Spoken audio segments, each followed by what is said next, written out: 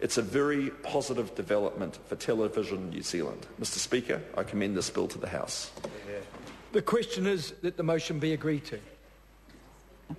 I call the honourable member Claire Curran. Very good choice, Mr Speaker, I'm pleased to take a call in the third reading, and if there's lessons to be learned from the News of the World phone hacking debacle, it's these: that independent public media not captured by vested interests is critical to the health of a nation, to democracy. And I think we should talk more about democracy, Mr Speaker, what it means, because it is damn important.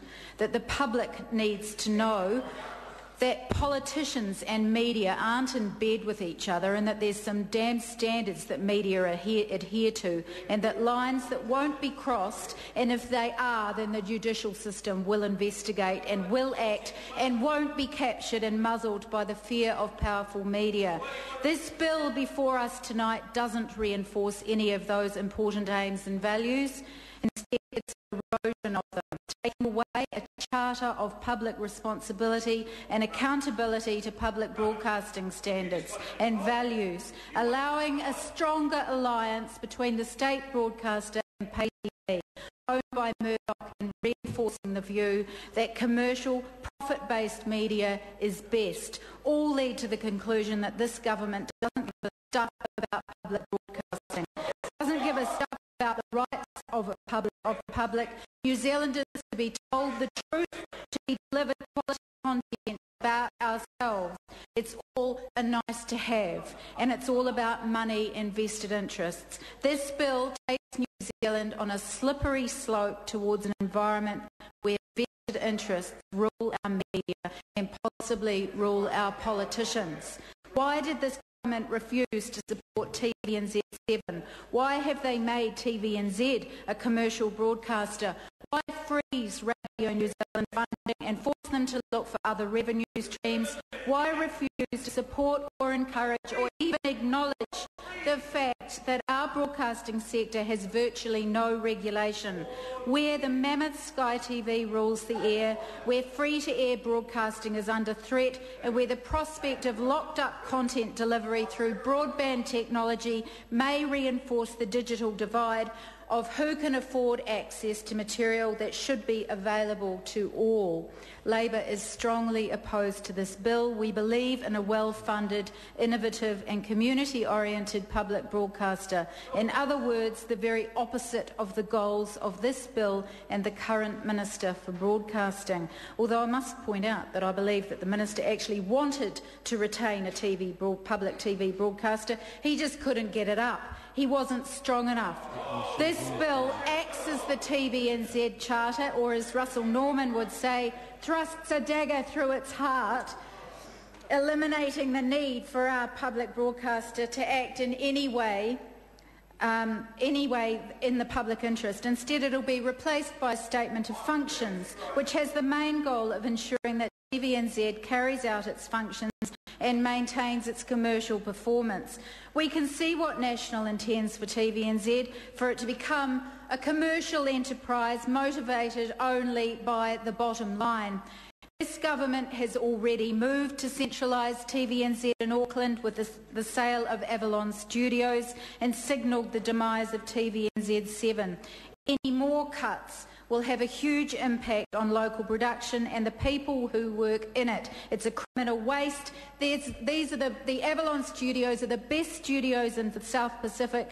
TVNZ is becoming TV Auckland. It's all about supplying paid TV content rather than quality public broadcasting. Mr Speaker, in 2008, TVNZ presented a memorial service for Sir Edmund Hillary held at Windsor Castle. This was an important occasion for New Zealand, an example of the crucial role of having a genuine public broadcaster. But under National Statement of Functions, I highly doubt that an event of this public nature would be regarded as worthwhile, considering the pressure that TVNZ will be under to deliver profits. Instead of seeing a national hero being honoured, we may be forced to endure this latest so-called comedy sitcom from the US. This government has got its priorities wrong. The Minister tells us there will still be plenty of local programming that will receive funding from New Zealand On Air through a contestable pool, but that's rubbish. Does the Minister seriously believe that a commercial broadcaster, which is TVNZ's become, is going to replace a high-rating overseas show in prime time with unknown and unproven content? What would the shareholders think of that? Is Television New Zealand being prepared for sale, Mr. Minister? Local producers and artists need more than basic funding. They need the support of a public broadcaster that can give them access to high-quality production crews and have a wealth of broadcasting knowledge. And it was with the support of TVNZ that Marcus Lush's North was produced, which was a critically acclaimed and hugely popular program with high production values. The Minister needs to wake up and realise what commercialising TVNZ will do to locally made television. We've seen the impact of their commercialisation policy. Funding for TVNZ 6 and 7 cut completely, forcing valuable Kiwi shows off air. These channels offer real choice in programming as well as being ad-free, and the programs on those channels would not be touched by a commercial channel of primetime broadcasting, yet they're crucial to the making New Zealand a country where diversity and talent are valued. The Minister says that viewers weren't there to keep it going, but in the case of TVNZ 7, this ignores the fact that it was a digital channel and not available to free-to-air unless households had a digital receiver. Yet it still managed to get 200,000 viewers a week, and as North and South journalist Mike White quite aptly put it, it's like saying that all seldom read books in the library, which would include a swag of classics, should be removed and the library downsized to cut costs. With more funding for effective advertising, it could have been a highly successful channel that educated viewers as well as entertained them. But why would that Minister care? He isn't doing it for the New Zealand public. He's doing it for his mates in the private sector who have been making a killing from the crony politics of this government. Perhaps the Minister would like to explain to the New Zealand public why he felt it was in their interest to give a commercial business a loan of their money of $43 million, while at the same time he cut funding to TVNZ 6 and 7. We know what National has planned for TVNZ, freshly commercialised and broadcasting the latest TV sitcoms from the US, flogged off to the highest bidder as they begin large-scale privatisation of state assets after the election. We're firmly opposed to the sale of any state assets, and we should not let the Minister begin this process with this bill.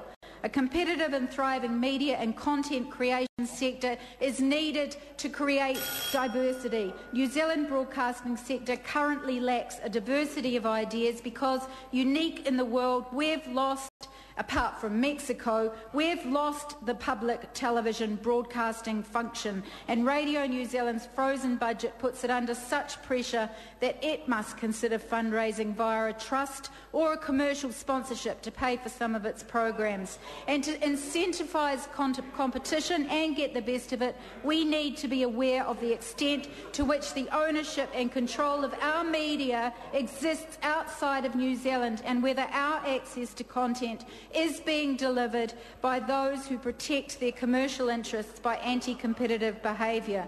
We consider that the current commercial market framework does not deliver diversity because it lacks a publicly funded component. It does have a significantly locally funded component, the subsidising of local content by New Zealand On Air. We support New Zealand On Air, but it isn't enough, and it's not, as Jonathan Coleman seems to think, the replacement for public broadcasting in this country. So we challenge the national view that local content and public broadcasting are synonymous.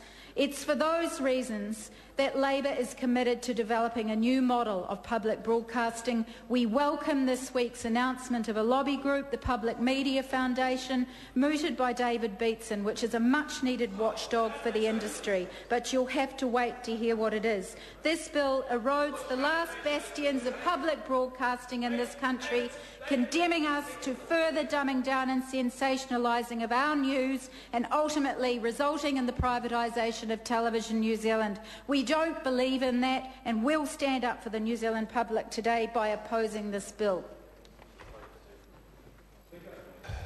I call the